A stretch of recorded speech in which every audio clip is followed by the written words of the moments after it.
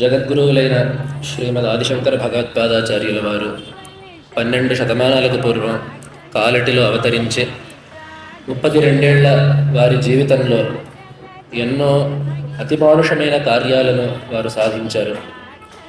వారి యొక్క తపశ్శక్తి ఎటువంటిది అనేది మనం అంచనా వేయడానికి వారు ఆ కాలంలో చేసిన కార్యాల యొక్క వ్యాప్తిని చూస్తే మనకు అర్థమవుతుంది. ఒక చిరు ఉదాహరణ ఇవ్వాలంటే, ఈరోజు మనం ఏమైనా సంస్థ పెట్టినా, ఏమైనా కంపెనీ పెట్టినా, ఏమన్నా ఒక సంఘాన్ని తయారు చేసినా, అది 5 ఏళ్ళుంటే సంతోషం, 25 ఏళ్ళుంటే మహాసంతోషం, 50 ఏళ్ళుంటే పండగ చేసుకుంటారు, 100 ఏళ్ళు ఉన్నాయంటే వాటిని బహుశः ఒక 50 లోపే అటువంటి సంస్థలు ఉంటాయి.